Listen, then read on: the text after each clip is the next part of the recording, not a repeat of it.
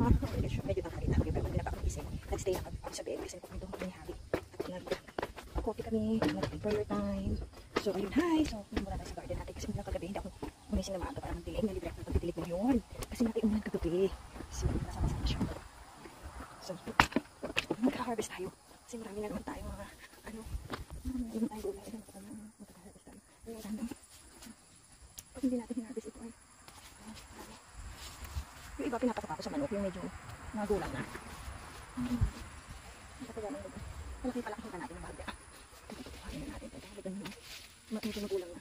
Nakalimutan ko na yun. Masipag itong mamulak na ay magbunga itong ano ito eh. Ayan. May mahaba na tayo. May mahaba na siya. So ay nagda-dark yung aking salamin. Tawagin natin ito mahaba. Ayun, nakakatuwa dito. Okay, ito yung mahaba natin. Ayun yung mahaba nating variety. Nagkumanda na ulit siya. Ayan, nakakatuwa ito. Nag-ano na ulit siya. Harvest na itong mahaba. Harvest na natin ito. O, diba? Nakakatuwa. Naglalaulitan sila dito. Diba? Ay, nakakatuwa oh. Nakakatuwa talaga. This is, nakaka-enjoy talaga pag kami, enjoy kami. Gulayan. Ayun, ay. Nakakaaliw pag may mga gulay.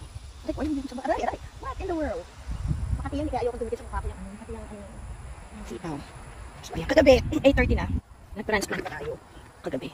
Kasi, umulan, so, gusto ko ma-transplant yung mga talong sa ano. Yung transplant ko yun, ayun, yung dalawang talong doon. So, transplant natin yan. Kagabi. Ano nilito natin? Tubigan natin. Buligin natin para hindi mahalanta.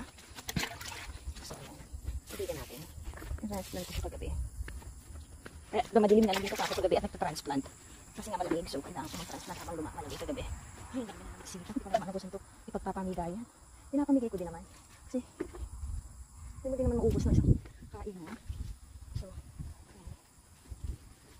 Paano tayo na?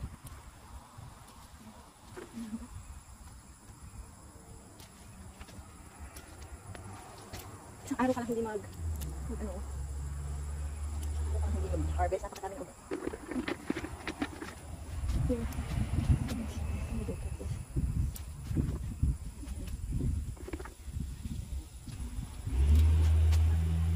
So, nakakatuwa ka diba? Ang dami na natin harvest. Sa mga baba, check yan. So, minsan akala mo, hindi mo siya mapapansin, akala mo, bagin lang siya. Ang pala,